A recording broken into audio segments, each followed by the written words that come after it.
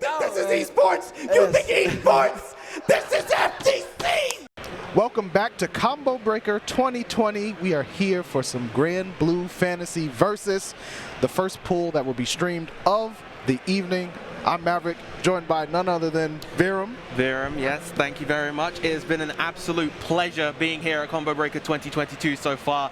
And even though these are the first stream sets of Granblue for the weekend, we have had a couple of pools go through already. We've had two sets of pools, both the Wave B and Wave C. So we're going to be starting off this stream set with the Wave D sets. Yeah, so we've had the 3 pools earlier. This will be the 4th one before we get into top 32 situation, things like that. But just so fantastic to see this game here at Combo Breaker. Yes. Everyone knows the story. Granblue came out right at 2020, and world situation happened, pandemic hit, and we weren't able to really enjoy this game in an offline major setting until really CEO in Florida in the US. So it's been a joy being able to see this game continue to be supported throughout the pandemic years into the offline years as well. Yes, absolutely. And it's just really, really great to be able to finally start to see international competition blossom. Of course, I think I'm the only European player here, but gradually as time has been going on, we're getting more and more different players from different countries, different continents, and it's just amazing to be able to see the different styles of gameplay between various players from different regions.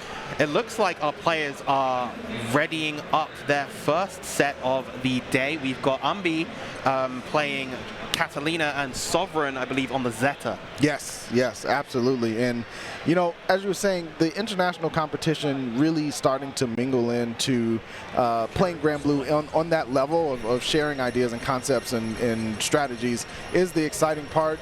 Combo Breaker is kind of the stepping stone into EVO, where Granblue was announced, which is incredibly exciting to think about, and I'm just so excited to see this scene continue to blossom. Yeah, it's so wonderful just having seen all the players from various different regions really stick it out with the game. You can tell that there's so much passion behind the game and its player base. But it looks like we're going to be getting underway with our first set of the day. Umbi's Catalina versus Sovereign's Zeta. This is going to be an interesting one. Obviously, Catalina, one of the queens of neutral when it comes to whiff punishing and things like that. But Zeta, not too shabby on her own with being able to just force the opponent into very difficult situations in the corner. Of course, you got the pogo mix-up and things like that on block. So you got to be really careful if Zeta's able to throw you into the corner. Not to mention, of course, Cat is one of those. Okay, the donor button check just to start off. Cat is also one of those characters who gets quite a lot of reward off of her anti-airs. But Zeta is a character that can move around in the air very well. She has the Spear of Arvis to delay her descent. She can kind of change her trajectories very well. So if she's looking for anti-air situations, it may be a little bit of a hard time for Umbi. She definitely wants to try to keep Sovereign grounded in that sense. Absolutely going to be the key. However, if a crouching heavy does land from Catalina, it's going to be a long road to the corner and tons of damage off of it. Recently they changed some of Zeta's lasers to be, sped up a light version. So it's going to be curious to see how Sovereign uses that when going up against the fireball from Catalina. Yeah, and the fortunate thing for Umbi at the very least is that because Zeta's lasers no longer pierce through projectiles, she can actually play that fireball game to a degree. Cat, not the strongest fireball out there, but it is a component of her gameplay nonetheless, and something that you need to be able to integrate in order to find success with the character.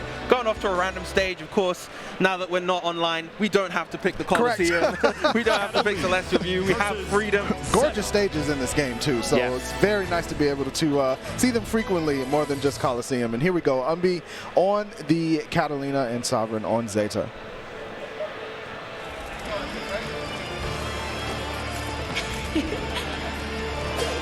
Letting the intros go, of course. Such a gorgeous game. Always a big fan of this. Gorgeous game. Every character, of course, having their individual quotes between each other. Real nice to see. The attention to detail in this game is just spectacular. All right, and we are underway.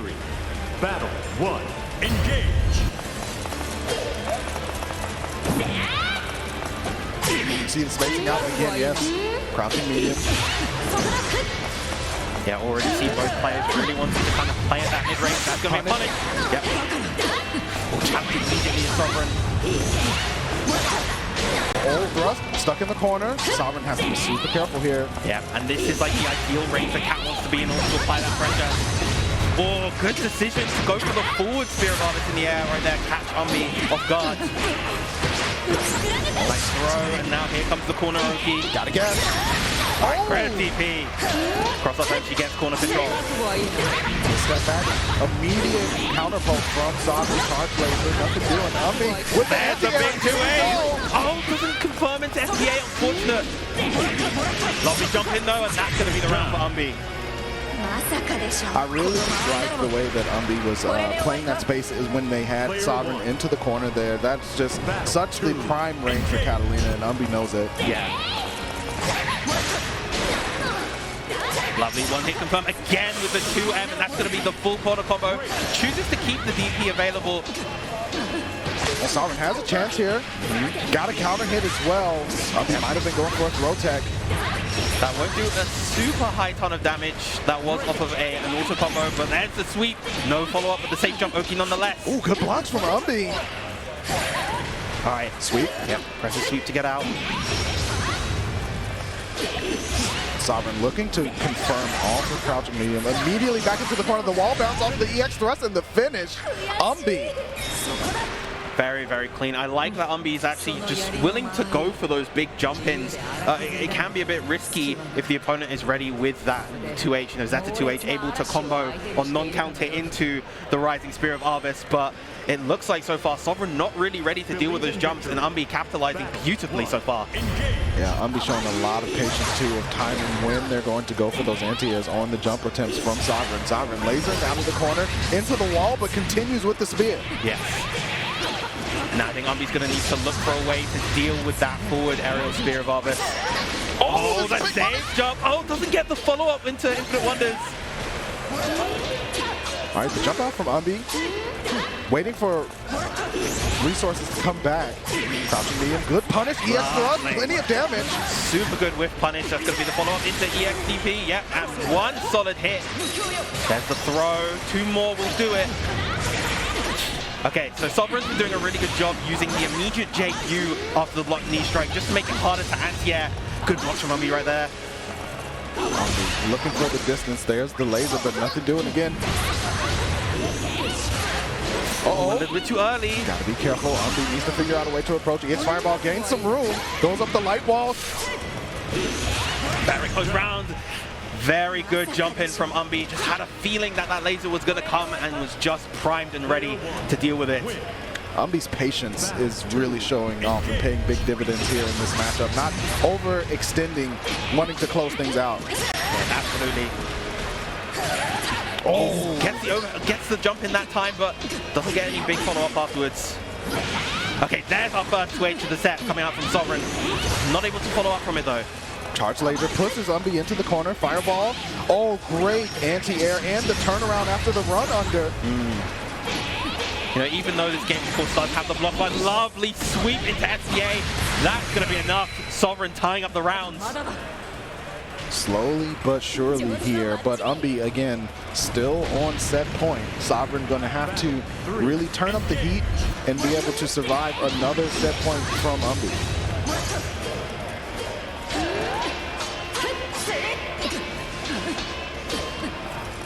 You see the staggers, there's maybe something out, but a crouching medium from Umbi. Yeah. Umbi at the moment playing really, really beautifully around Zeta's 2M range and counter-poking very, very nicely. Lovely fight, counter hit right there to get the anti-air. Great DP on the pogo. Umbi went for the universal overhead, nothing doing. Yeah, that universal overhead definitely a little bit easier to react to online. Big counter hit on the close heavy into FBA. Not going to be enough just yet, but Sovereign probably going to be a throw away from death now. Dash up. Umbi spacing out, waiting. Did not want to run into anything wild like a wake up. Super good punish and patience from Umbi. Just, she's so good at just knowing that, hey, I have the life lead, I don't need to risk too much. I'm going to wait for you to make just a basic mistake and then capitalize. Yeah, she definitely picked her moments very, very well at the end of a lot of those rounds, just to go for those opportunities to get those punishes. And now, of course, she shall be moving on in the bracket. I believe she will be 2 sets away from top 32 after this. Excellent stuff from Umbi. Again, obviously not over for Sovereign. There is double M tournament, so you have the ability to make the run through loser side, though that is obviously the much harder course to navigate. Yes, definitely. I do not envy anyone there, but we might be seeing more of Sovereign later. But speaking of seeing more, next up we have MonkeyBizness versus Gold Phantom. Yes, I know MonkeyBizness is one of, even though I think he's been a bit less active with the game, he's still one of the premier Percivals out there. He's incredibly adept with that character. Not too sure who Gold Phantom plays. Not sure either. Well, we'll have to wait and see. We'll find out. That's one of the beauties, though, about being able to see a game, especially Granblue at Majors, is that there are people who you may or may not know that have signed up to the game, and you get to see the new players. And there's some people who are still, like, hey, I just picked up this game 2 months ago, and really enjoying it. So I'm always excited to see new players. Absolutely, and it's incredible how quickly some of these players learn. It's very clear, like, some players are coming from an established fighting game background already, and they've chosen to pick up this game just because it's relatively easy to get into, but still has plenty of that core competitive depth that you love to see in a fighting game. Fighting games are hard. They're really hard. Really difficult. Honestly, this game, despite the relatively low execution barrier, is no different. It's still very clear who the best players are at top level, why they're so consistent, and that doesn't happen in games that don't have those gaps. That's true. I often say about Granblue, like, yes, it may be easy at it has a low floor, a very easy barrier to entry, but this game is really about decision making in difficult situations. Yes. And that is where a lot of the complexity comes in. It's a very cerebral game that you look at it on start and say, this game actually isn't that fast, but the way that the situations play out, it starts to become a very quick thinking game against your opponent. Absolutely. That's a really good word to describe the game. Cerebral, definitely. It's really just a thinking man's game. It's actually genuinely surprising how quickly some of these rounds can go. Like, you'll have rounds that are just over in the space of 20 seconds. Yes. Just because one player has been able to kind of dominate the headspace game. It's so true, and MonkeyBizness is very much a cerebral fighting game player, talks a lot about situations in an in-depth level, so yeah. I'm excited to see Monkey back on the sticks with the Percival against Gold Phantom's Beelzebub.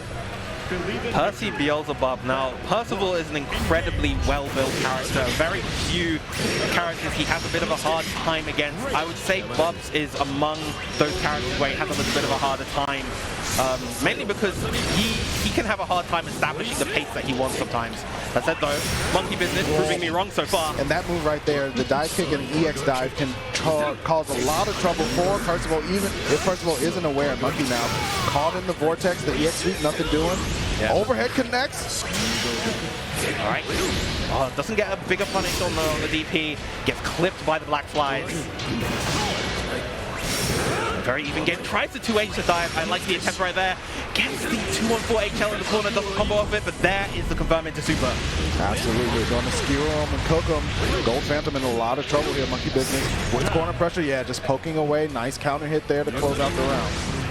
Yeah, Gold Phantom desperately trying to teleport out of the corner. That does have some startup, so you can catch it with moves like the far medium. Oh, great jump in!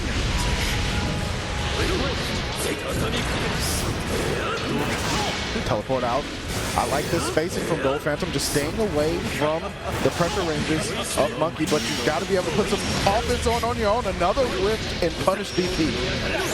The timing at which MonkeyBizness is committing to his option so far has been really good. What a bold jump in right there, and it's going to pay off with the game.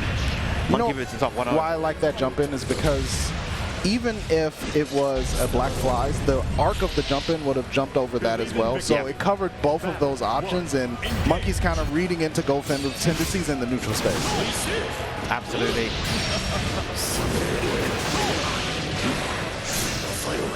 Gold Phantom with a little bit of momentum. Here we go, big hit. Yeah, into the sweep, very nice. And now you've got to deal with the corner pressure from Bubs. So many ways to generate plus frames in his pressure as Bubs. Absolutely. Gold Phantom though, spinning the black flies. Clash in the belief. Pulled him in with the vacuum. Yep, and goes straight to the SBA. Gonna need a couple more hits. Oh no, just one more hit. I forget how much damage that SBA does. That should be a safe block, right? No, he's coming into a button. Oh my goodness, Monkey with the wake up super. You're gonna feel the full brunt of the flaming tornado. That is one of the highest damage SSBAs in the game. And now, suddenly this is an even game. Not gonna get the KO just yet off the command grab. Charging up the stocks, ready to go. Monkey stepping back, looking for a button to whip punish in the, yes, very good armored DP, of course. And Monkey knowing that and capitalizing after the jump from Gold Phantom. Very, very nice. He knew that Gold Phantom was going to want to try to press the issue, playing from behind, wanting to close this out. Goes for a relatively safe option. All trades right there. And the DP able to catch. Again, Monkey using Percival's DP and a great cross-up as well. Gold Phantom stuck in the corner. Monkey stocks up.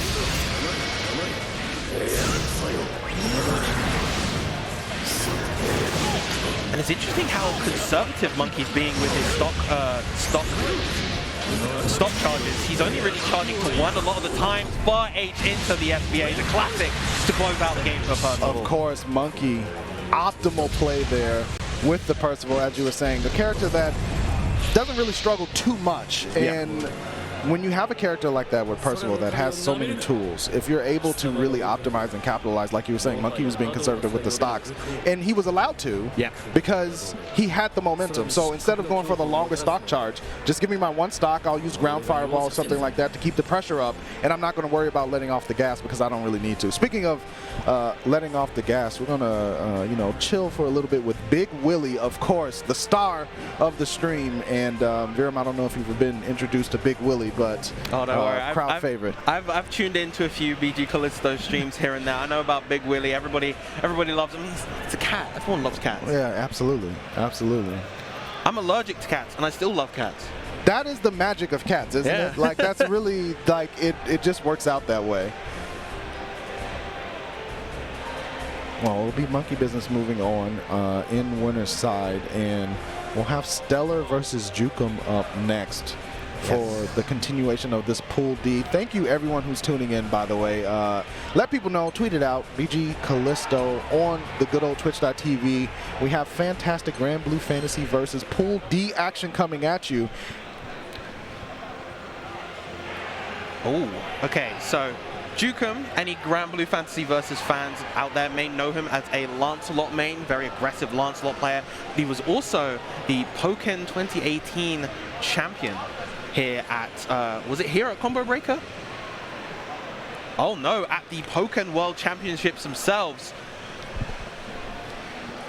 That's going to be, I haven't seen Pokken in a long time, but you know what? If you're that good at any fighting game, you're a threat at pretty much anyone you pick up. So, curious to see what Stellar has to do about that. But Lancelot, a character that, I mean, you know, there's been debates back and forth, but I think he's fantastic and has been for a while. So, going to be up to Stellar to be able to kind of keep up with the pace and momentum that Lancelot moves at.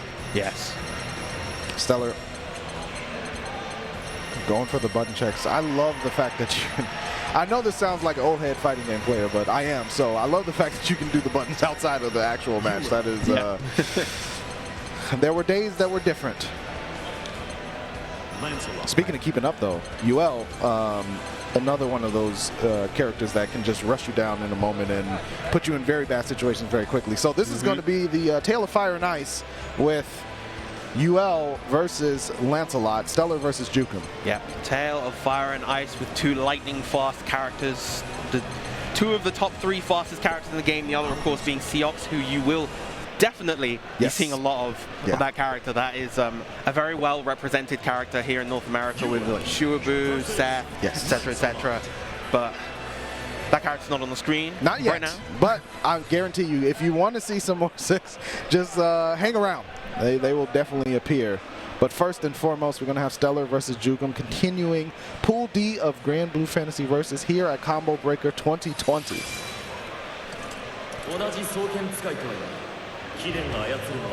Going with their original colors, too. That always frightens me, Viram, when I'm online and I see someone just like pick the standard color. I'm like, oh, either this is going to be a really good match for me or a really bad one. Match, And both of them on the default colors. Believe in victory. Battle one. All right, here we go. Battle 1. And already Jukem is off to the races. Combo into the Southern Cross. Oh, what a setup right there. Yeah. Trap Master for sure, jumping over with the teleport as well. Stellar not able to quite keep up just yet. Jukem puts themselves into the corner, but back to mid-screen we go. Stellar hasn't had any time. The thrust canceled straight into Skybound Arch for the finish. Jukem maybe has dinner plans later on because it's not wasting a moment. Not wasting a moment at all. And as mentioned before, you know, that's an example of one of those lightning fast rounds. Just over in 22 seconds. Oh, the big ground bounce coming out. And already Stellar is in the corner. Massive damage for Lancelot coming here. In the corner and the DMs, the EX Fireball, the wrong guess for Stellar. The dome was blessed. Now you gotta, doesn't go for the setup. Again, the double perfect coming out from Jukem. Even faster on that round at the 18 seconds. My goodness. Pocket Rockets and the Corcella just talking to the Pokemon familiar, and woof. Believe in victory. Battle one. It's one of those situations where, especially in a game like Granblue, you almost have to like forget that game ever happened, right? Yeah. Just come back in, recollect, and try to apply your game plan.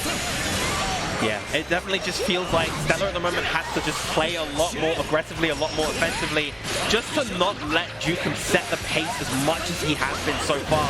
But my goodness, Jukem is making that so hard. Absolutely, EX teleport, and the other side bless the feet as well. No shoes on QL, so that's gotta hurt. Once again, block button gaming, but still, no left rights in this game apparently, but Lancelot will still catch you off guard. Oh, goes a little bit too overzealous with that FBA right there. Close heavy punish, full ender there in the teleport. Jukem not afraid to use it because Stellar really hasn't done anything to deter, right? Yeah. Like, it's just, if you don't stop me, I'm going to continue to use this escape tool, and the punish off of it is pretty sizable. Yeah, not to mention, of course, Stellar was at chip point there. The only thing I think he could have done was to read that like SSBA, but just not quite ready for it there. Come the records again. Stellar stuck in the corner. The wall bounce for Jukem. Good movement as well. Stellar getting thrown.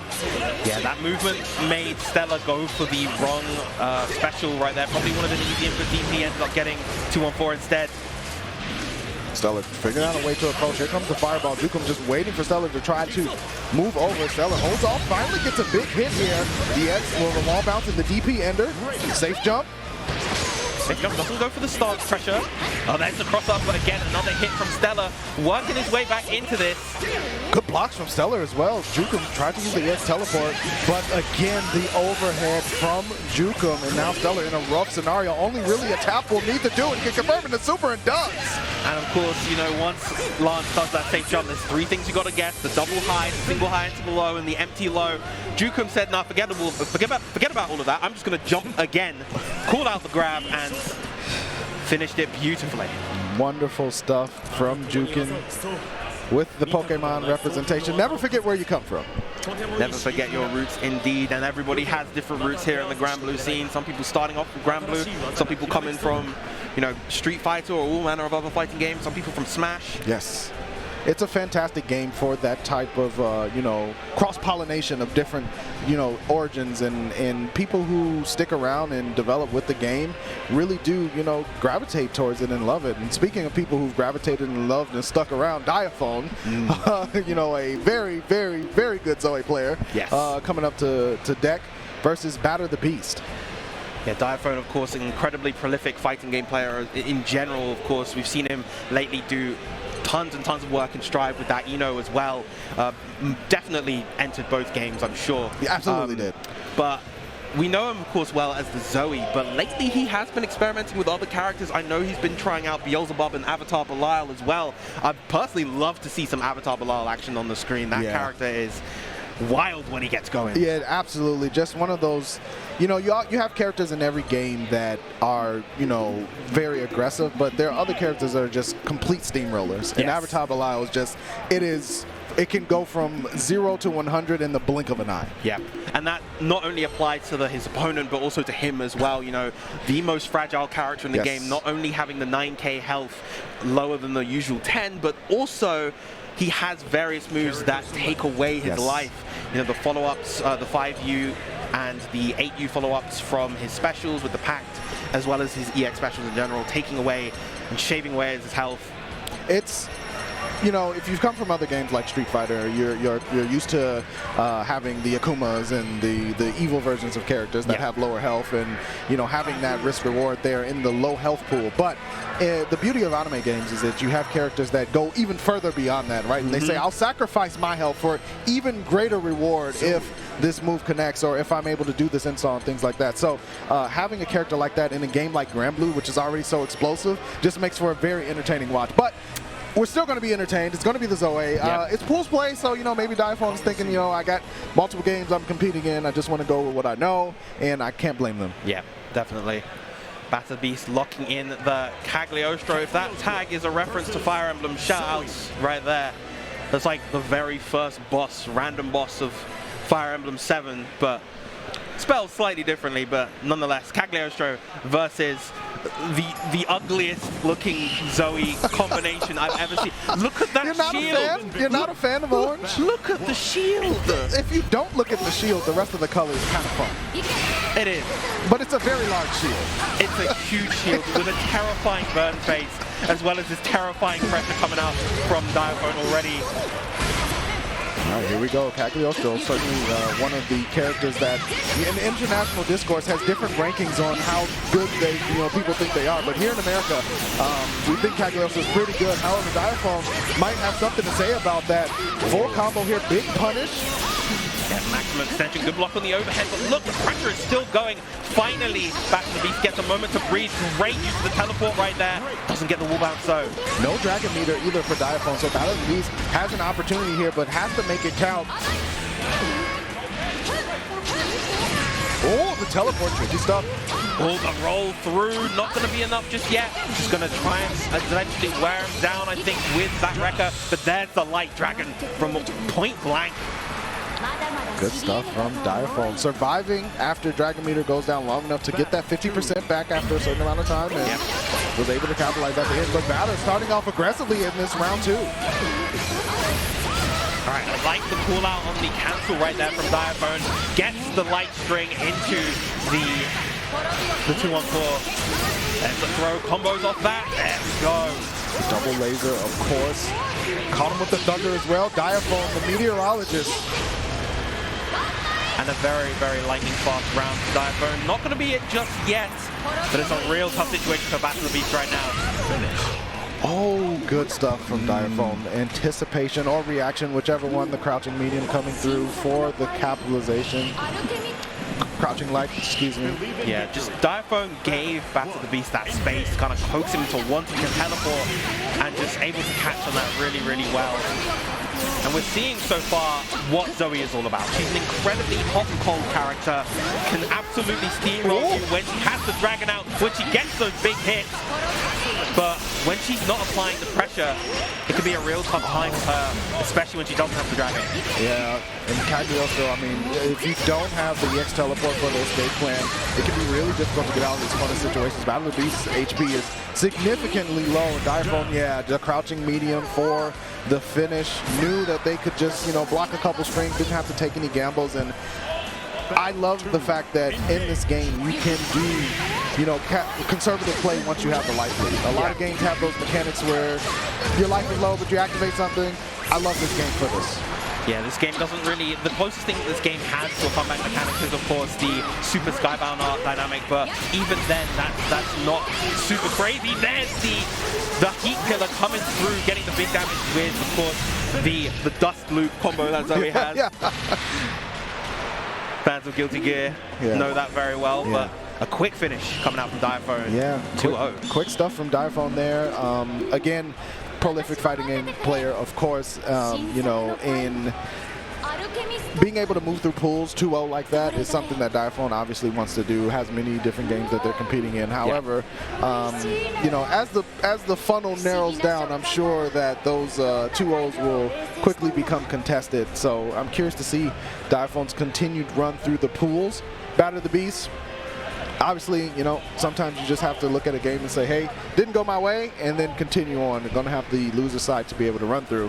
And, yeah, I really do enjoy seeing Diaphone up because you really don't see too many Zoes out there. Yeah, definitely.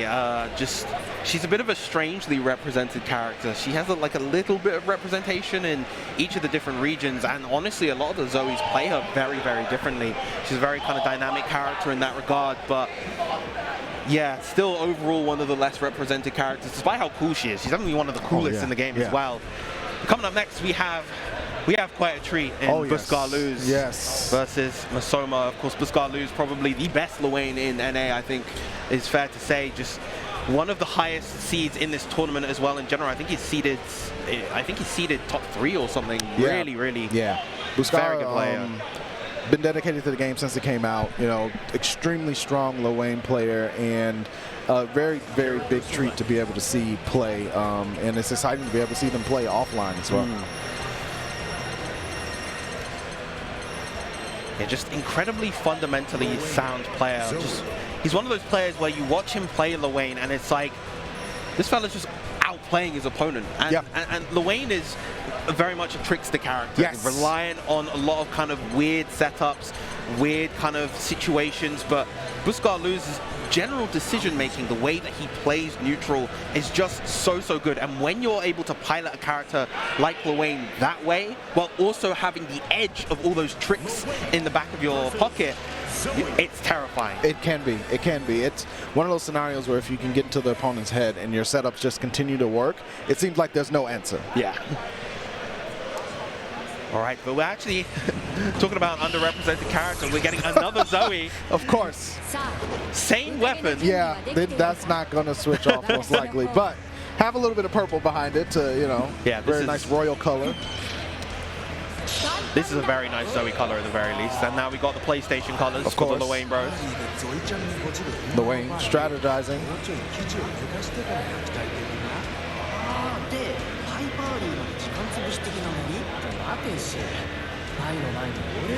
There we go. Got to get the game plan together. You know, it's always important to know how you're going to approach, especially someone like Zoe, who's, you know, very powerful in the lore. Yeah. So these fellas are just a bunch of playboys. Yeah. You know, Lwane's a cook. What's he doing against these primals, these celestials? I'll tell you what he's doing. He's sweeping at their shins and getting that corner pressure started. This is what they want. Calls out the homies again. Great defense from Masoma, getting out of the corner. Buscar's waiting, getting thrown. Late tech. Another throw, yeah.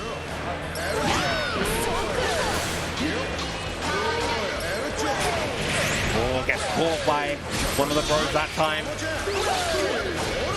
Just the way that Buscar Luz is mixing up the light medium bros just to kind of catch Masoma off guard defensively. The missiles. Yeah, gotta hold the missiles. Right, gets the hit on the aerial spinning slash. Pretty even game so far, except not really, because now Mario Party is about to begin fairly soon, I suspect. Yeah, it's going to be the Floor is Lava special in a moment. Yep, there she is. There comes Mother Iggy. And now you can't even really afford to block her out because you're at low enough health, and the rocks just immediately getting rid of Masoma's life right there. It's I hate to say checkmate scenarios, but it's one of those situations where it's very difficult to figure out an escape plan. So Masoma, again, Lwane's one of those characters where if you have the opportunity to kill them from the yellow before they can get into the blue, that's really where you want to end the round. Either that or you overwhelm this character so heavily that he doesn't even get his meter. All right, here we go. EX homies coming out. Whoa, what a conversion right there. Full max damage in the corner right there. Gets the reset with the cat bot into the throw. And another one. Off to work we go. Punching 3 time cards to make sure the household has plenty of income. Buscar going to work. Yeah, and that right there is one of the scariest parts of fighting Lewayne. His corner pressure, despite being the quote joke character of the game, he has genuinely very scary corner pressure, very strong throw loop game. Oh, the dragon heating up everybody. Staggers, but good challenge from Buscar Luz. Covering the bot pressure. Enough to push Masoma into the corner. More stagger pressure. No whip punish. Great 2H there. Oh! Including the thunder, not able to follow up afterwards, but what a cool setup that was. Absolutely. Buscar in a little bit of trouble, but obviously has a full battery on the cell phone to call out Yggdrasil if needed. I'm honestly kind of surprised that Buscar Luz was going for the 5U. There was the risk of him potentially getting out of health range for the SSBA. Here we go. The mini games have begun. And yeah, Buscar just playing that very, very slow, just chipping away ever so steadily, and now 1 round away from advancing in the pools. Yeah, and Zoe, one of those characters that doesn't really have the speed or a move quick enough to try to get into that danger close range for Yggdrasil timer to run out and punish. So it's a tough situation. Buscar is making it even harder with this corner pressure. Caught him overhead. Yeah, there's the unblockable setup. Oh, look at that. Full extension reset again. See Buscar patiently looking for a punish and got one off the wall for the fall, and Buscar going to be moving on 2-0 against Masoma. Yeah, and just like at the edge there, that's what I was talking about with regards to Buscar Luz's gameplay. He was able to whiff punish Zoe. Zoe has a fantastic set of buttons, but he played outside that range really, really well.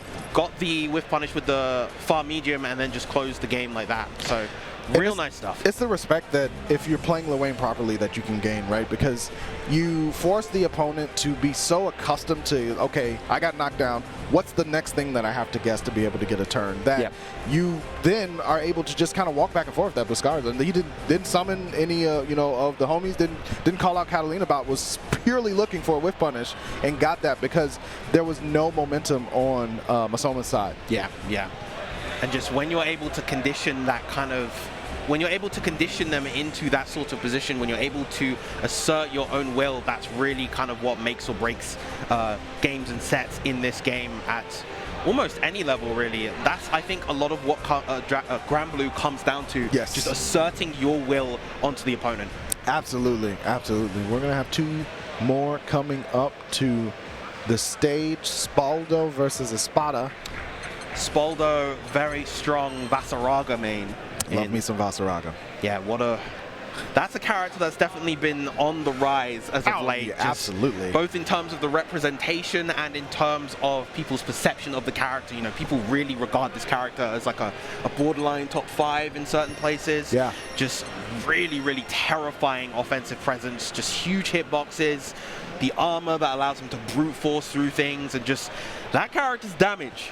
Oh yeah, if you are hit by Vasaraga, you will definitely feel it, and then the Oki off of that is the frightening thing, right? You got to think about the command grab, you got to think about if they're going to try to close heavy pressure you in the reset, and then of course the all-dreaded armored stomp. You're going to have to look at that, and then are they going to go for the U option, which is full has plenty of armor off of it. So it can be a nightmare, and that's another character that is very snowbally. Yeah, speaking of a nightmare character, though, we have Espada on the Charlotta.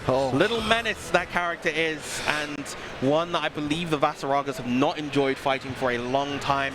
Not quite sure how the perception is these days, but this character has always been very, very good at kind of whiff punishing the buttons, just applying that constant stream of pressure, because as strong as Vas is offensively, not the strongest on defense. Slow buttons, no DP, and even like the supers a little bit slow to use as reversals as well. So we'll have to see how this plays out. This is definitely a scenario where if Spauldo gets the advantage, you just don't let your hands off the tail of the tiger, right? You don't want Espada, a very strong Charlotta, to get an opportunity to play the game.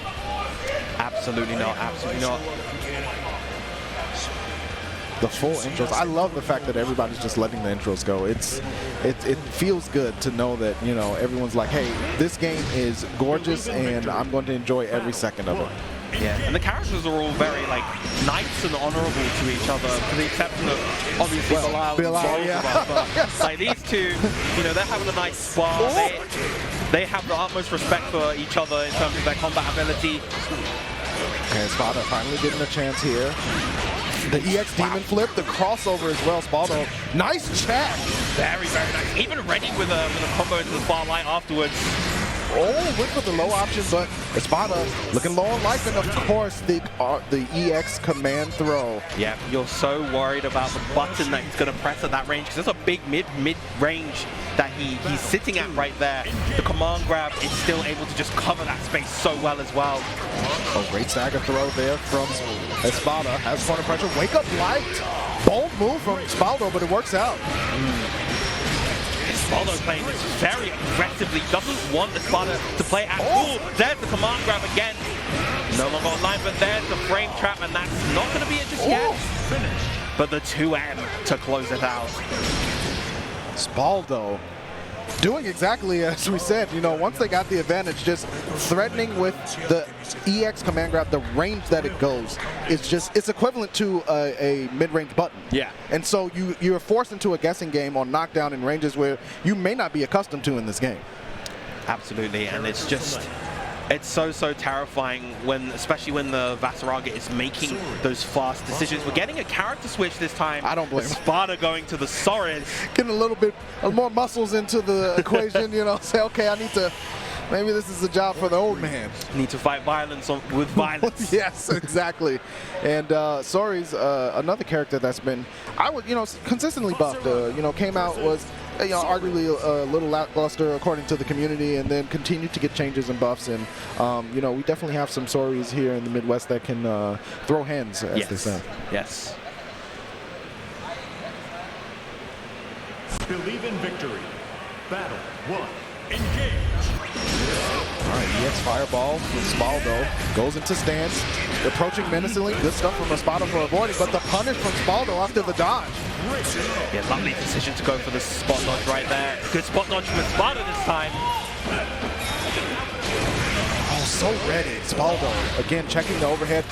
Shoulder check from downtown. Espada hemmed up in the corner. Spauldo at the moment is kind of living and dying by his very active defense. He wants to just press those buttons to prevent Espada from going for any kind of delayed or staggered pressure. And he just wants momentum for himself this whole time. Working out, and he gets around. Set point for Spauldo and getting a lot of advantage just off of the light check, right? Espada has been counter hit off of that multiple times. Yes. Oh, went for the armor. He said, I got something for you. The full charge. That's going to be plus of that range. Good spot dodge again from Espada. Not able to kind of maintain that momentum, and that's really been the difference. Good roundhouse bang to just relieve that pressure. Espada living on a sliver of health, a dream of HP. The universal overhead connects, but not respected. Spauldo says we're done. Finished off in golden fashion. And I think throughout that set, that was really the key difference, is that once Spauldo got his opening, he was able to maintain his offense incredibly well. Espada, he'd get his hit and he'd start a little bit of offense, but then immediately Spauldo was there to just defuse it and not allow him to play the game. And I think that is really what allowed him to win that set. Good stuff, Spauldo moving on in the winner side of bracket. Fantastic showing from Spauldo and the Vasaraga. Espada going to have a chance in the loser's side, but we'll have to continue that run off stream. And speaking of continuing, we're going to continue on just after this quick break that we take. Granblue Fantasy versus here at Combo Breaker 2020. We'll be back in a few. Don't go anywhere. Welcome back, everybody, here to Granblue Fantasy versus Pools here at Combo Breaker 2022. I am Viram, and returning with me is Maverick. Yeah, we've seen some really good matches so far, coming up. We saw, of course, Diaphone, Buscar. We saw Spauldo on the Vasaraga for quite dominating play from the big fellow. So, again, I'm excited to be able to see this game here, offline once again, in a large setting, of course, Combo Breaker, one of the largest tournaments in the world. So, if you've had a hankering for some offline Granblue, we are here for you. We appreciate you sticking around. And speaking of treats, we got a really good one coming up. Neokarsh Catalina Extraordinaire versus Jukem, who was up earlier, of course, on the Lancelot. Yeah, of course, Jukem had an incredibly dominant showing before versus Stella. That was a very lightning fast, quite one-sided set, but maybe a different story coming out from Neokarsh, as you mentioned before, one of the strongest Catalina players in America right now.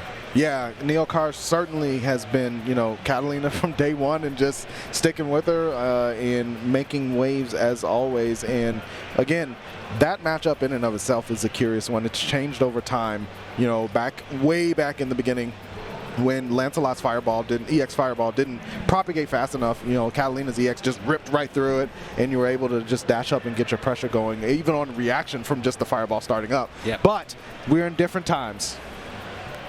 And that means that, you know, it's going to be up to Neokarsh to look for other things to punish for Jukem's Lancelot. And as we saw earlier, Jukem quite comfortable moving around on the character, and that's going to be one of the keys for Neokarsh not to get opened up early. Yeah, definitely. Lance, for as strong as he is, also has his fair share of smoke and mirror tactics. You know, he can be moving around in all these kinds of crazy ways, and you just can get tripped up by all that's happening. But it's important to just kind of maintain your composure, and if there's a player that can definitely do that, I would say it's Neokarsh. Now, this is, of course, a winner's top 32 qualifier, so the winner of this will be able to play in the winner's side of bracket tomorrow. Not sure who they'll be facing. They'll probably be facing the other winners' quarters individual. Yes, from this pool. And that's where you want to be, right? You want to make it to the next day as these 3-day tournaments goes, especially if you can do it on the winner's side. Yeah. You're feeling a little bit more comfortable having that extra life preserved after going through pools. Yeah, and of course, the winner of this will be guaranteed 17th, at least 17th tomorrow, which is a real good nice showing. I mean, 192 signed up to play the game. So getting 17, we'll just round it up kindly to 200. 17 out of 200, not a bad day. Not bad at all. Not bad in a tournament with some of America's finest, as well Absolutely. as competition from other countries as well. Yeah, so I'm not sure if Rin was able to make it out. Not to this one. So no one from, okay, so yeah, Rin wasn't able to make it out. But again, you know, you still have competition from all over. We have Mexico representation, of course, who they've very strong scene in Granblue. So they're out here as well. We see Jita on the screen, though I'm not sure if that's going to be the pick or if Neokarsh is just looking hovering. Hovering to We also confirm have some player from the UK, probably not very good, probably drowning pools or something, but whatever. We'll see. I don't know. We'll find out later on. Stick around. We'll give you updates on them as we go about. Yeah. No, but the international community for Granblue is a fantastic one. You know, even though sometimes we don't get to see as much of it as we would like. You know, if you're just, you know, watching the ones that you can see that are broadcast, it is a fantastic showing, and the way that characters developed overseas and outside of the US for me is always fascinating, because you think you know everything about a particular character because you say, okay, well, we have West Coast representation, East Coast, Midwest, you know, Southwest, that type of thing, but then you look overseas and you're like, I've never seen someone play this character like this before. Yep. I mean, in Europe, for instance, we have very little Seox for whatever reason. He's not as well represented there as he is in America. We don't have much DylanVee either, but on the other hand, we have a ton of Materas, we have a ton of Jitas, we have a lot of UL, we still have a lot of different character variety, less Cagliostro as well, and you were mentioning before, of course, here in North America, Cagliostro is seen as an incredibly strong character because of Zombie Moo, Wavy as well, just all of them incredibly proficient with the character. You don't see that kind of success with her in other regions, so it's really fascinating just to see, and I think that's what's really exciting about international competition, just seeing those ideas clash. Absolutely, absolutely. And the way that it evolves the meta afterwards, right? Because having that interaction and then everybody goes back to their region, but it's changed completely, and it just, it's such a wonderful evolution, and we're going to be seeing the Jita instead from Neokarsh instead of the Catalina up against Lancelot, perhaps favoring some more of Jita's options than compared to Power Rays being one of them, but compared to what Catalina can do. Yeah, Jita, of course, an incredibly stable, well-rounded character, very few real notable flaws, and just very, very solid strengths overall. Going with the fish weapon as well, Neokarsh. The classic. Of course. That in the frying pan. The fish in the frying pan, top 2 weapons for Jita. Big jump in for Jukem, goes for the cross-up. Neokarsh not getting caught. EX to the other side. Jukem immediately just relieving that pressure back to the full screen of both players. And of course, something that you mentioned before about the fireball game. Jita has a much more robust fireball game in comparison to Catalina. Good punish on the turbulence right there. Right, does have fireball and Wrecker accessible. There's the throw, another one will do it. Yeah, gets the 2L. And we saw the fireball usage in the neutral space from Jita, just like you said, much more stable, the robustness of it. The EX fireball at its close range, pretty much my turn again, you have to respect it. And of course the charge on that fireball is so good as well. Oh, lovely use of the JU from Jukem right there, just to throw off that anti-air timing. Good blocks. And a great close-range anti-air. Home run straight down the middle. Neokarsh knocking that one out of the park. Jukem backing off, trying to figure out a way to advance. Another one. Don't you dare test me, says Neokarsh. Will he get the means for SBA? Yes, he will. And Jita's SBA, one of the highest damage SBAs in the game. A lot of scaling right here, so this won't kill just yet. But again, one more solid opening. Jukem has a lot of work to do right now. And the stagger with the frame trap, close light to close medium, more than enough. Neokarsh taking that first game. Absolutely good stuff from Neokarsh. You see why the character selection was made with the Jita. Just such a prominent force with the charged fireball and just answering the neutral space, immediately going into game 2, punishing Jukem for anything that they do. Yes. Just the usage of these heavies so far. Neokarsh having a real good feel for the ranges at which Jukem wants to go for these aerial maneuvers. Neokarsh playing the waiting game, waiting out that EX fireball. Great challenge and conversion here. Jukem in a tough situation. The hard Oki, tick throw, back into the corner. That's heavy. Again, tries to challenge this time. Jukem slightly changing his angle and gets the control in the corner. Here's the reset, going into the fireball. Doesn't go for the safe jump. No, instead, keep the grounded approach. Another challenge from Neokarsh, just having that psychicness. The escape plan, though, from Jukem, using the meter and the dash to cancel the charged fireball attempt. Well, that's a big hit right there. Yeah, Southern Cross not going to do it just yet. Guess for game. Oh, what a button press from Neokarsh. In chip range, though, has to be extremely careful. What a DP. What impeccable timing from Neokarsh. Jukem taking that to a real last-hit situation, but Neokarsh clutching it right at the end. Neokarsh now on set point against a very good Lancelot player in Jukem. There's the power race, charging it up.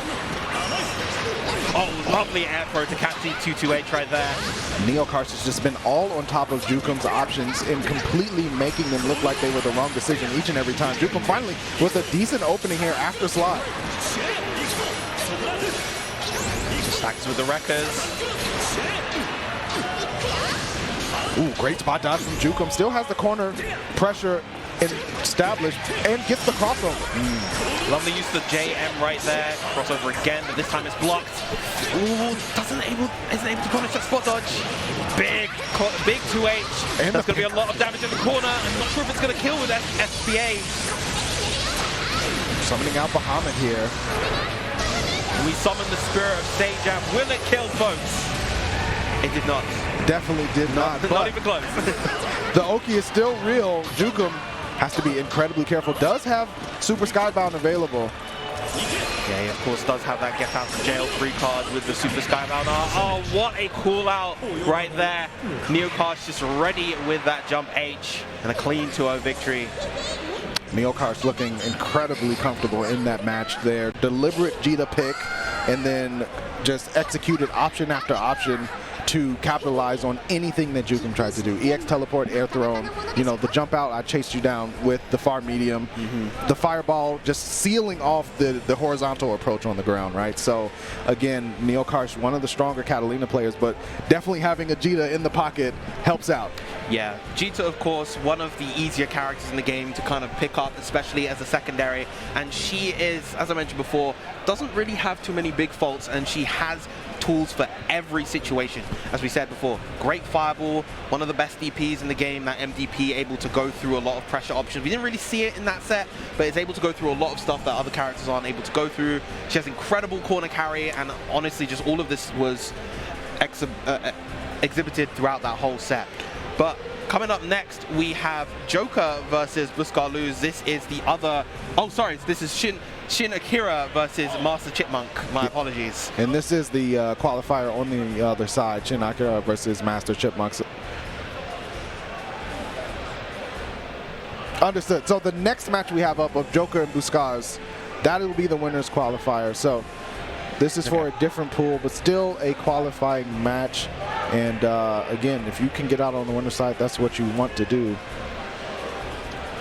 I'm really surprised by seeing the G. I'm not like shocked, but just characters. You can pick up characters easily in this game, but being able to do that and execute the way that Neokarsh did is a different level of gameplay. Yeah, especially since we all know Neokarsh is like a dedicated cat yes. It's so nice to see, though, and that's what happened as the game matures, right? The stronger players, they start to pick up those picks that, for a tournament run, makes it a little bit easier on them to get to the higher echelons of play. Exactly.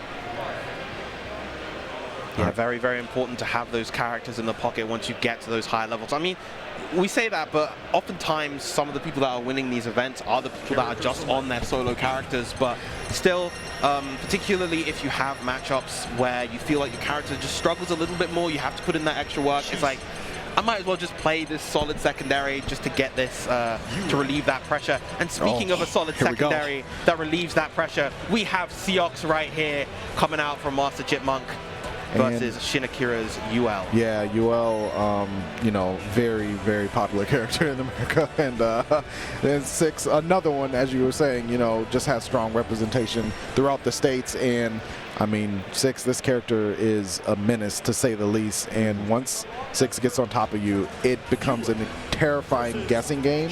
And then if the skies open up and the dive comes into play, it gets even harder to contain them. Yeah, it's very, very hard to keep this character pinned. Meanwhile, he has a great time just pinning you. All of that on top of the fact that he has the most stable parry in the game. Yes. Where, you know, most of them, like the Waynes, you hit him, you can spot dodge it. Zeta's is a bit different. You can do this similar with Unraised as well. This character, you hit him, you always hit. It's guaranteed. Pretty much. Outside of very select scenarios. This pressure so far coming about from MasterChipmonk. Good reaction on the clash. Goes for a reset instead of the ender. And look at that, already has Skybound Art available just from the aggression that was put out. But Shin Akira getting the overhead, and there's the parry we were just speaking about. Sends out the shadow and teleports to it. MasterChipmonk does not stop after the EX, of course. Why would you? Canceling into Skybound Art and letting us see the full moon. The full moon and the close-up of the Rosetta mask, it is kind of terrifying, especially when it's crept. Yes, yes, absolutely is. MasterChipmonk instilling the fear into Shin Akira, at least for a round, but UL not to be discounted either. Can certainly get the game plan going. Great punish, but not enough to really keep MasterChipmonk down. Goes for the shadow step through this time and gets the corner. Maintains that offense, and there's the throw integrated now. Good DP to relieve that pressure though. Absolutely. Shin Akira with the overhead connecting, but was not counter hit, so doesn't get much off of it. MasterChipmonk air fireball. Oh, the trade almost going in Shin Akira's favor. Yeah, very, very close. I think he needed to go for a normal instead of going for EX box plane right there. Combos into the FDA, one more hit will do it for MasterChipmonk. A dabble do, guessing game begins for Shin Akira, and it was the wrong one. MasterChipmonk taking game 1 2 rounds in a row. Looking comfortable. Very, very comfortable indeed. Believe in victory. Battle 1. Engage.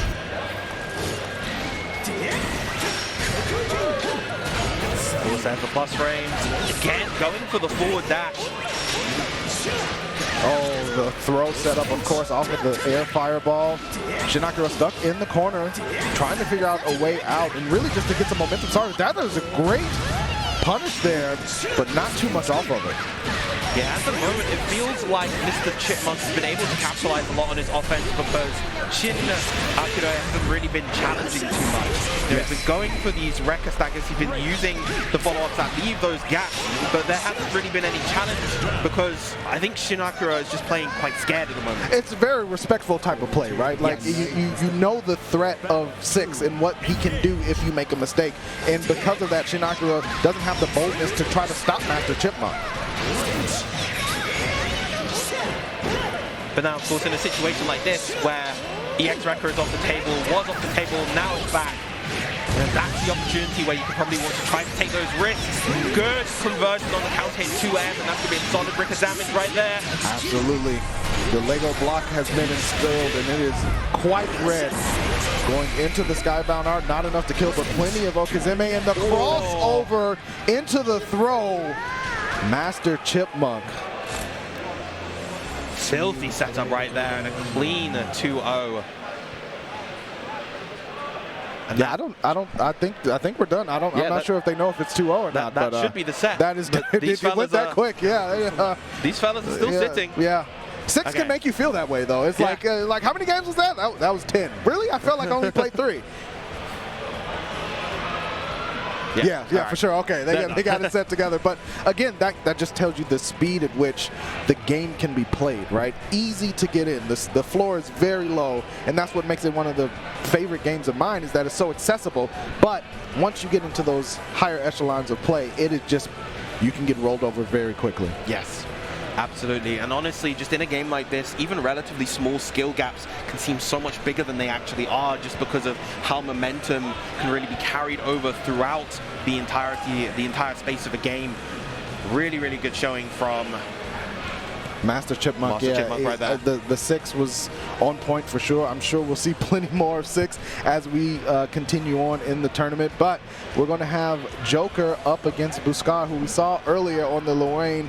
Dominant performance once again on the Luane, as we would expect. And, you know, one of the people that you would, you know, mark for top 8, just if everything played out the way that you thought it would. Yes, yes. All right, meanwhile, Joker, not quite sure what character she plays. I feel like... No, I don't know off the top of my head, but we will see momentarily. And Eustace? Eustace would definitely be a very, very cool character to see at this point in the game. For a winners qualifier especially. Yes. Not too many, for sure. And a character that got some adjustments in December that really did help the character out quite a bit. I'm excited to see this one, especially if it's up against a Luane. This is winners qualifier to get out of the pool, so certainly a very important match for both of these players. And if you've been enjoying us, thank you for jumping in and watching some Granblue Fantasy Versus here at Combo Breaker 2020. Let the people know what's going on. Twitch.tv/BG Callisto with 2 L's. Make sure you get that in there, and let them know that we're enjoying some wonderful, wonderful Granblue. And I just cannot say enough how much I am excited to see this game continue to proliferate. Yeah, it is truly, truly wonderful. And we've got plenty more Granblue Fantasy Versus action throughout the weekend. Starting from tomorrow will be the rest of pools alongside top 32. And of course, we've got Sunday as well, the big top 8 on Sunday too. But we're seeing the Beelzebub come out instead of Eustace. Bubs versus Luane. Yeah, so I thought that Joker did have a Beelzebub, and she does. That is the last character I really saw her play. But again, I can kind of understand it over the Eustace, right? Has some options that Luane can be frustrated by. Of course, EX dive, Black Flies as well to try to cover the neutral space when the buddies come out to try to force, and the EX wing can cover a Catalina bot. So I like this pick from Joker. Yeah, just Beelzebub is absolutely one of those characters that can really smother other characters in the game just because of the nature of his kit. Buscar Luz finding a solid opening in the knockdown center screen. Oh, great tech though from Joker. EX dive finding no one at home. Yep, just take the plus frames from the EX Karma, charging up those Black Flies. More plus frames coming out, and a solid load of chip damage. Oh, there's the dive as well. Joker pushing Buscar into the corner, but Buscar with the life lead. Lovely use of the parry right there. Missiles come through and gets a hit. Here we go. HPA. The guessing game win. Letting the bottle rockets pop. Party time. Yeah, you do not, even as buffs with the dive, you do not want to be jumping against that. The general kind of defensive flowchart against HPA is to react and spot dodge. Which can be difficult, right? Because if you get caught, you know, it's just a world of pain. And then the ender, obviously, the 2-3-6 can spell damage. But speaking of damage, universe overhead counter in. This is going to be a grip. And this is smothering right now. Goes for the defensive universal overhead. La Maladie again. Right back at you. Buscar says 2 can play at that game.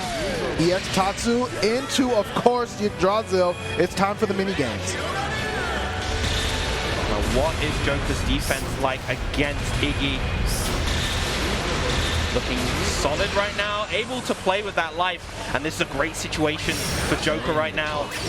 Now, you do not want the terrible situation of allowing Buscar to get another Super Skybound arc. May not even need it, but again, there is the unique to try to build it up, but the friend coming through, your buddy's always helping out.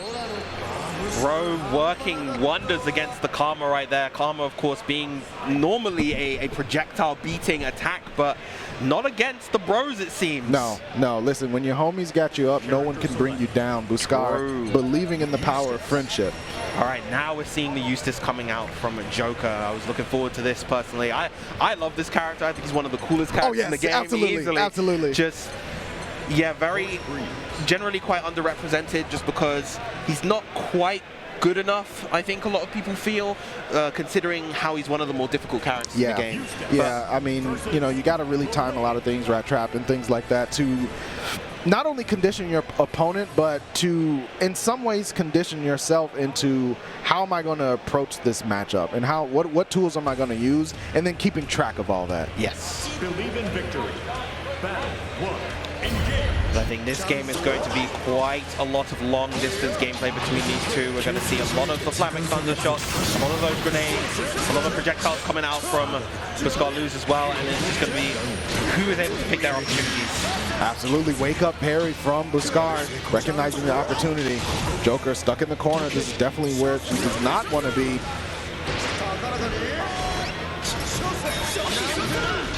No unblockable this time. Lovely spacing on that sweep, and again, stuck in the corner. Eustace not having the best defensive options. There's the unblockable. The low. Reset into HPA. This is a very tough situation, and there it is. I was just going to say, even if you are guessing correctly by blocking, the chip damage is going to finish you off because it is a super special attack. And Buscar 1 round away from advancing into top 32.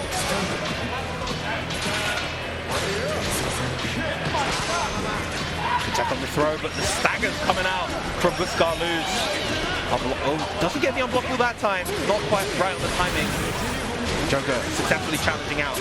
Absolutely. Trick shot coming out. The charge, but no. Again, Buscar recognizing the delay and using that opportunity to turn the tables immediately. Has an opportunity to go for a reset and does with the throw. HPA is also available, and here it is. Yep. And even if you block all of this, look at that chip damage. That health was getting shredded away. And finally, the final hit, able to take the set for Buscar Luz. He'll be moving on to the winners, top 32. Absolutely incredible and strong performance from Buscar. The knowledge as well, right? Because Eustace being a character that isn't very, highly represented in the States is one of those situations where having the knowledge of saying, okay, I know this, this delayed gunshot move. I can parry this. Yes. And having that awareness immediately, the first time it happened, Buscar showed, I have the answer. The second time, immediately again. So that is a sign that even though this character hasn't played very much, I know what to do here. Yeah. Just Buscar Luz clearly very, very dedicated to this game and learning and understanding. Truly, just sets like that, I think, are a demonstration that he's a student of the game. Yes. Very much just trying to play the game to the best of his ability, even with his rather unorthodox character pick, but still excellent showing from Buscar Luz. And yeah, next up we're going to be having Hace versus Wero Asamiya. Yes. Yeah. We're going to have Yeah, Wero Asamiya, Mexico player of Granblue's been playing it for a while. You know, has a Narmaya that is really good. Narmaya, another character that we see here and there, but definitely not the most proliferated character in the scene. So whenever you can see one, it's going to be fantastic. Yeah, she's another example of a character where I think the scenes definitely kind of dictate the perception of the character. Because I know in the States, she's seen as a relatively weak character for a long time, and it wasn't until recently where I think the general perception has been increasing for her in pretty much all regions. Japan at the moment, I've seen a lot of Japanese players view her borderline top 5, like incredibly strong character, and I think she really exemplifies the success of this character really depends on how the player base tends to play the game. Yes, yes, absolutely. And it's one of those things that there were some changes in December that really did help her out quite a bit. Some more confirms and things like that that she can do, including her Skybound art being more consistent. So that helped out. But again, she's the type of character where if you're playing her, you're keeping track of 2 sets of resources, right? Which stance you're in and how that changes my approach. Yep. And all of those things, when you have to do that, what your opponent does heavily decides how you're going to approach the match. Yes, absolutely. Very, very kind of demanding character. One of the more executionally demanding characters of the game. A lot of them aren't too executionally demanding relative to a lot of other fighting games, but she's also just kind of one of the more mentally demanding characters as well. Yes, certainly so. So we're going to see, you know, okay, well, this time though, just locking into the Catalina. Oh, okay. Okay. I respect it for sure. Yeah. Well, we're getting the cat that we were owed in the Neokarsh set, I guess. There you go. There you go. We're paid back. Catalina, Charlotta, certainly a different matchup completely. And one that, again, Charlotta, the game plan really doesn't change too much, you know, depending on who you're playing. And she has that obnoxious ability to continue pressure. And then, you know, her medium buttons are very good at whiff punishing. So it can be a nightmare even for Catalina if you're not at the proper ranges to use things like, you know, 5H and 2M and things like that. Yep, definitely.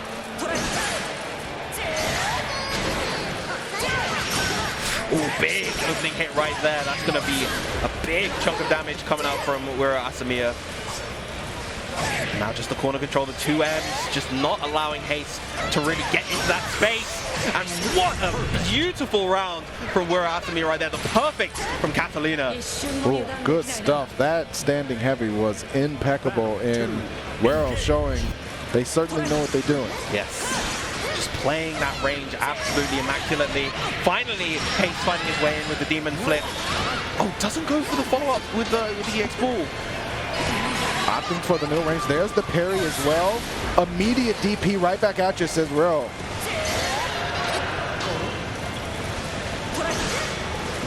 Fireball spacing. I like the timing on the fireball. And another good punish from Wero, locked in, but Hace with the escape plan after the parry, and now we're in the corner.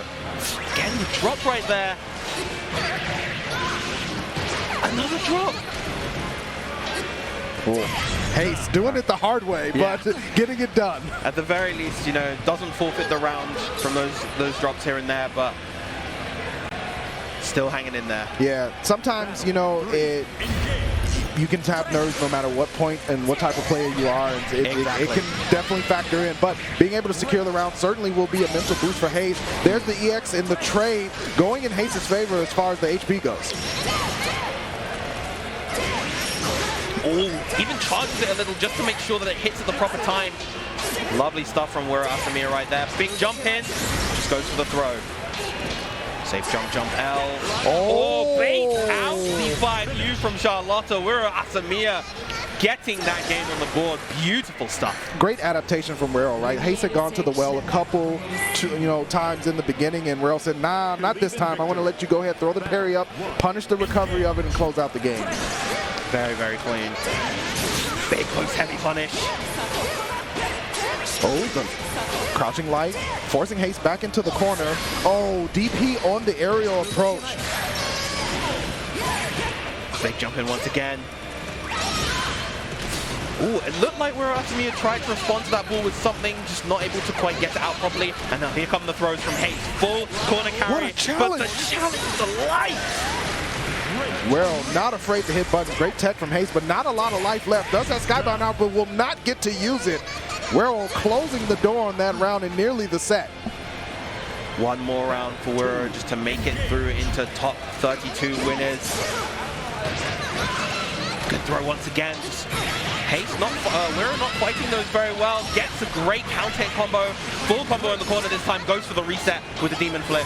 Good blocks from Wero. Gets a sweep as well. Gonna have a jumping attempt. And there's the flash kick from Hace. Defending the skies. But a 2M into a quick knockdown. Run up throw. Wero's been running that all day and it's working out incredibly well. Oh, I like that. Going for the close light instead of the throw in that situation where it looked like he was going to throw and gets rewarded very, very nicely with that corner combo. Not going to be it just yet. One more hit should do it. And it's time for the last chance, last dance for Hace, and immediately the hesitation from Wero, and then a slight twitch from Hace, capitalization from Wero. Asamiya showing incredible proficiency on the Catalina. Yep, gorgeous gameplay coming out from Wero Asamiya right there. Mexico proving that they have real killers here in this bracket. Just Listen, beautifully constructed gameplay. it ain't just KOF, I'm gonna tell you that right now. So you're gonna have to be on your toes no matter what you see, and that's the beauty of the international gameplay. You get to see not only players from all over, but from all over different regions, but all over different games. Yes. And that is the exciting part of it. So we're gonna be seeing more of Wero, in the tournament, obviously qualifying for winner's side top 32. Congratulations to them. Not over though for Hace. Obviously you can make it into the next day on the loser's side. But yeah, Wero going to the Catalina and making it work incredibly well. I get it. You pick characters sometimes to just preserve the mental stack. Yes. Yeah, and that's definitely what Wero did right there with the Catalina pick. He had a very clear game plan throughout that entire set. He wanted to play at that mid-range. He wanted to coax Hace into going for certain options. Like he could whiff punish with that far heavy, convert very, very nicely into stabs, using the 2M to apply that pressure, and just played it, executed it exactly how he needed to. It was very, very clean gameplay. I mean, if you are interested in Catalina, definitely review that match to see how it's going to be done. We are having two more warriors come up to stage to see if they can continue on in this tournament. And again, if you are watching and enjoying, make sure to let people know what's going on. Granblue Fantasy versus here, Combo Breaker 2022, twitch.tv/BG Callisto. Viram, I'm just glad to be able to come back offline again. It's not a guarantee in these times that we're in. So anytime it's available, it's a huge blessing.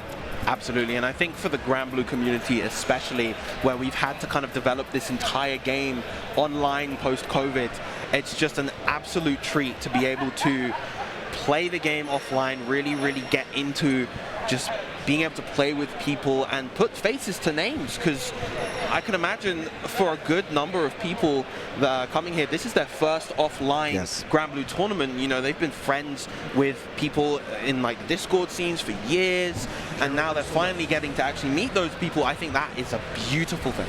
It's a wonderful thing. I've seen, even starting from yesterday when people were arriving, identifying each other from down the hallway and running up and hugging, and it's a very warming experience. And just seeing the smiles on people's faces, you can tell just the general atmosphere is that one of appreciation of being able to do this.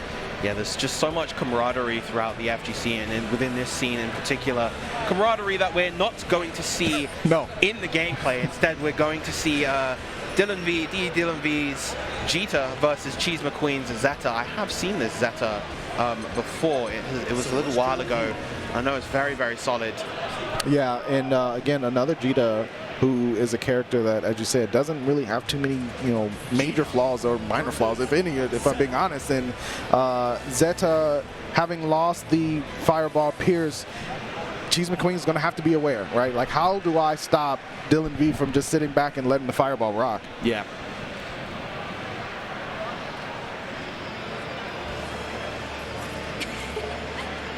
Here we go, intros, of course. No, straight to business.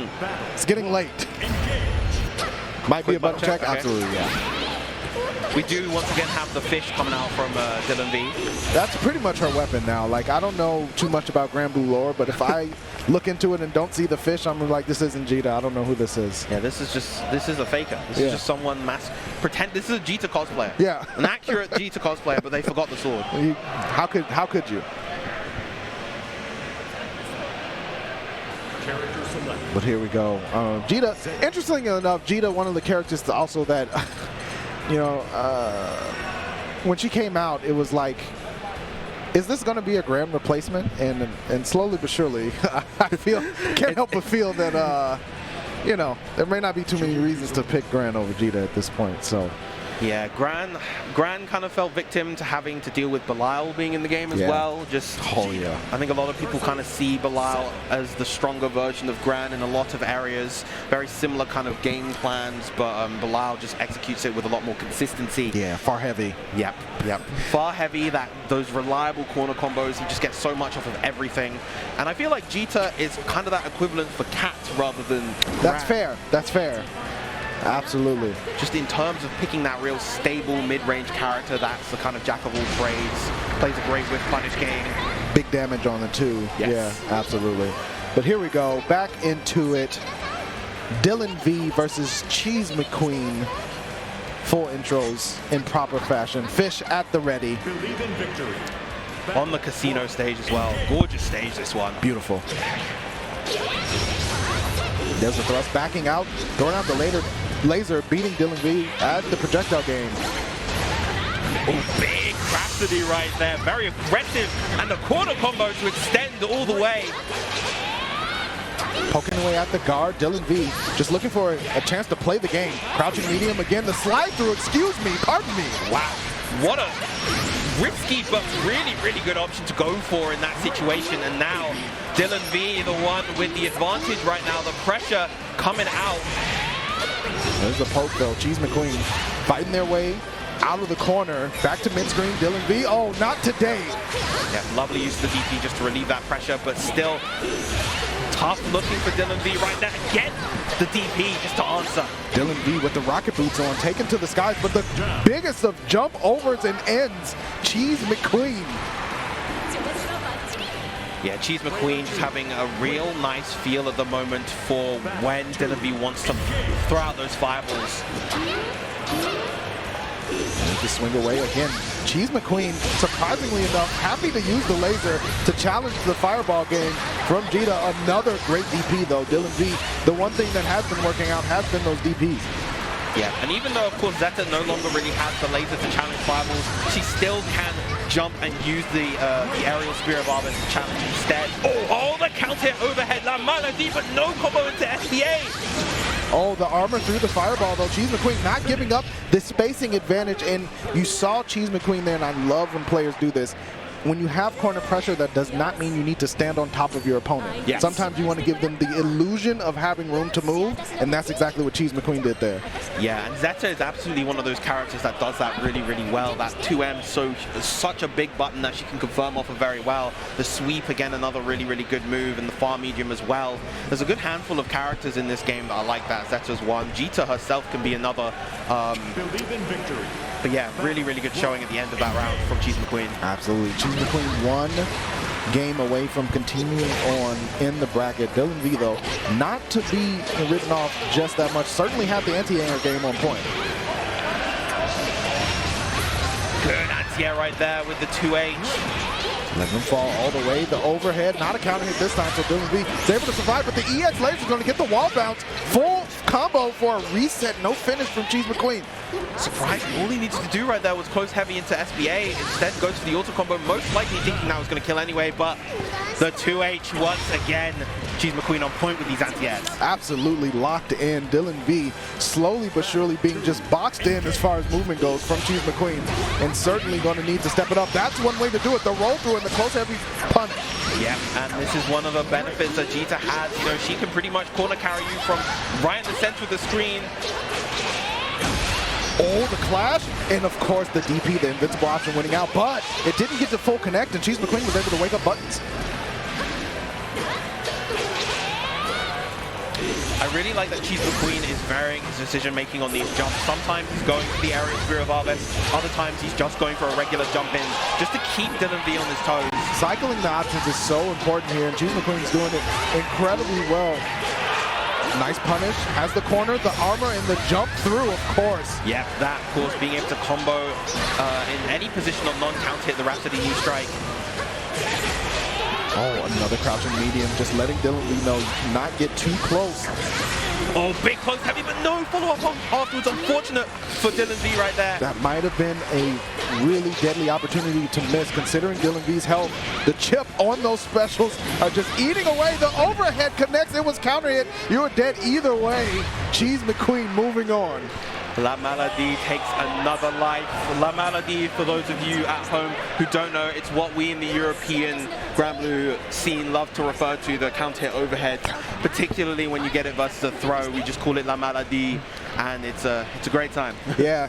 Over here, I like to call it the register being left wide open because you're losing all of your money and your life. So it's one of those things that's been consistent throughout the game, and it's one of the most exciting things to the game because the way that the overhead sound looks, it's very similar to the throw attempt. So it is again, another cerebral aspect of the game of, is my opponent going to try to universal overhead me? If it connects, they have plus frames, they can continue their pressure, or they could try to make me stand up for more of a guessing game, or they're going to just run up throw. So it's a simple thing on paper, but in application, there's many layers to it.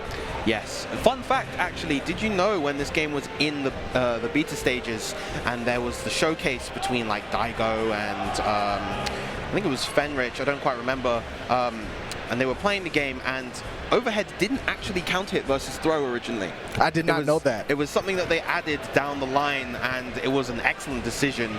It just really, really helped create that extra layer with the throw versus overhead and all that strike throw pressure game. But coming up next, we have Lennox on, I believe, the Lancelot versus, once again, Joker coming up. This should be a losers, I think a losers top 32 qualifying set? Yes. We saw Joker earlier on the Eustace, try to overcome Buscar, but didn't quite work out for her. Lennox, shout out to Lennox, a buddy of mine from the East Coast. So, I wish you well, but I'm going to be unbiased. So if you're listening back to this, much love to you, but you know what it is. And this uses straight away this time.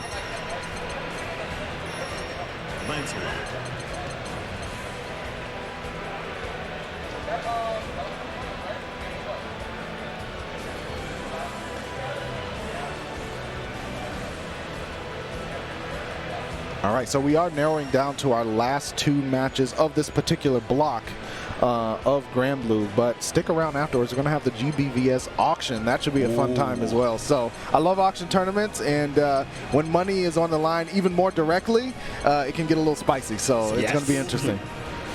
Very interesting indeed. Here we go, Lennox. Classic hype up. Lennox, a very energetic person in general, but you're going to have to make sure you keep all that energy in the game, because I'm sure Joker is looking for a little bit of bracket revenge and justification. Most definitely. Definitely don't want to have your bracket life end before top 32 if you come all this way.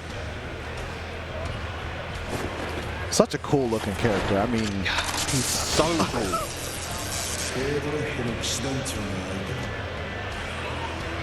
It's like the designers were just given the specification of make this character cool. Yes, as much cool as possible. All the cool. Well, speaking of cool, Lancelot not one to be beaten out on the ice game. Lennox with the bold move from the beginning, feeling a little spicy.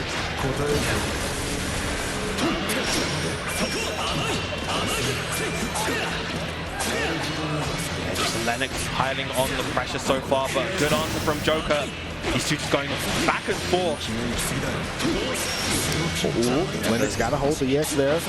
Stuck in the corner. EX. Lovely use of the 2-2-H to mitigate that situation after the post combat. There you go, sliding in after the fireball, of course, goes for the overhead, nothing doing. Joker patiently waiting, yes, was looking for that and gets it, confirms into the super skybound out and lets it blast. Yeah. That's one of the incredibly powerful elements of Eustace, the fact that he has such good reward on anti-air. He doesn't even need to counter hit you if he has access to that slow kill. He can just immediately go into that and then get a further combo off of that. Absolutely. EX thrust and, of course, wake up buttons from Joker, not respecting whatsoever. Thrown into the corner, Lennox in a whole bunch of trouble. Overhead connect. Wake up buttons, Lennox. You are a madman. But sometimes you just have to be a madman. You don't want to let your opponent just completely run over you sometimes. All right, lovely delay on the Wrecker right there. Clash, but keeps it going. Lennox believing and believing. Joker shooting through the ice. She's answering back. Again, 2-2-H to avoid the scatter shot. Good stuff from Lennox. Knowing that option, but a counter hit here from Joker. No closeout just yet. Lennox on last legs. Yeah, that slow kill right there. Maybe trying to do a skybound art, but that's going to be a ton of damage coming out from the SSBA from Lancelot. Putting Joker on ice, but not permanently just yet.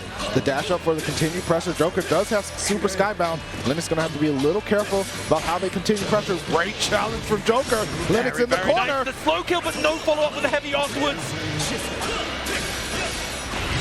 Oh, and the far light just to clip Lennox out right at the end right there. Very nice stuff to Joker taking that game. And the patience too, right? Like against a Lancelot, just being patient enough to say, okay, I'm just going to defend this out and wait for my opportunity. That shows a lot of experience and just, you're in the right headspace. Yes. Patience combined with the knowledge to go for those specific opportunities to challenge. Because I feel like if she just kept holding block, eventually Lennox would have been able to just kind of wear her down and not let her play her game. Oh, Joker is certainly gaming now. Having one under the belt, looking for two. Lennox with a counter hit. Gonna be able to EX, yeah. Rekka for the knockdown. EX fireball, the classic. The delayed shot. Great block from Lennox. Good jump block right there. Go straight into the skybound arm. Decent chunk of damage. Right, limited cooldowns for Lennox right now, so there's not too much he can do to apply too much damage. Ooh, that's good use of 2-2-H. Lennox with the low, the overhead, not continuing with another low though. Didn't quite believe in it. Overhead clonks him on the dome, but Lennox has some health. Can play it patiently, but runs into another knockdown scenario. That's a big close heavy. And that should be it. It's the SSBA. Great comeback from Joker right there. Oh, heartbreaker for Lennox, but incredible stuff from Joker to be able to stay in and it says, no matter what, as long as I have some life left, I have a chance. Exactly. So important to maintain that composure, but Lennox, guns blazing, rushing Joker down already. Run up throw here for Joker, gets a knockdown. Again, Lennox using the teleport to escape, but here's a huge anti-air. Lennox back into the corner, overhead counter hit. Oh, doesn't go for the H-bomb right there. And another big 2H, but goes for the 2H instead. Not able to follow up after that. Joker in a commanding lead. Lennox with a huge hill to climb. Gets clipped by the JU as well. It's not looking good for Lennox, but he finds his opening finally, and now he can start his offense. Now Lennox does have super skybound out. Might think about if they get a hit here to use it for Oki situations, but won't get the chance. What a punish from Joker. The knowledge of knowing what ranges to press is so on point, and she will continue on. You can see the relief on her face. Yes. Very, very nice. Gets to continue on to play tomorrow in losers top 32. Strong showing from Lennox nonetheless. And honestly, I feel like there were definitely moments throughout that whole set where it could have gone either way. Just, I think Joker was able to maintain her composure just a little bit better. Yeah, you saw Lennox a couple of times just really go in, laying down the pressure, but not really know what to do once they got it. He got a couple of crouching lights, but didn't follow up into it, and Joker's composure was just clean, and the comeback round that Joker had, I don't want to say sealed the deal, but certainly just put the odds heavily in her favor in the mental space, and the closeout was incredible as well. Yes, excellent stuff once again to both players, but we are going to have our final set of this wave of pools. We're going to have both these players come in right back up. Wero Asamiya versus Shin Akira. Wero, Asamiya, Shin, Akira. Wero showing the Catalina earlier and was looking super strong. Shin Akira was on the UL. Yeah. You know, had to face 6 from MasterChipmonk. So again, you have another shot here back on stream. This is it, Verum. Like you have to win here, otherwise you're out. So it's do or die for one of these players. Yes, absolutely. I'd be curious to see where Asamiya lost to earlier in bracket, because obviously we saw them win before. Yes. So they must have lost in their winners top 32 qualifier. Now this, of course, losers top 32 qualifier. Shin Akira having a good losers run so far to make it to this point. We'll have to see the result of this. Yeah, the way that Wero played, I'm also curious because that Catalina was incredibly crisp and refined. So I'm curious to see who felt Wero on the winner's side. However, we're going to see the results of this match coming up. And again, you know, yes, you're on the loser side. You definitely don't want to be there if you're any kind of competitive player. But the ability to play the next day is obviously the most important. And yes. so sometimes, you say, hey, at least I made it out. You take the day, kind of mentally reset, relax, and then prepare for tomorrow. That you do.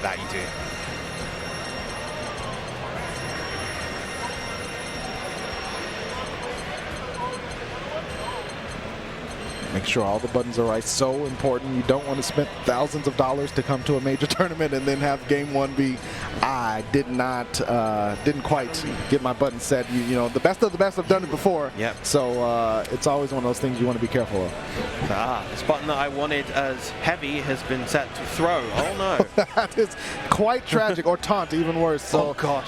Especially in this game, the taunts are uncancelable and they're really long. Yes, they are. But here we go. Wero going back up with Catalina. Shin Akira on the UL. Catalina versus UL.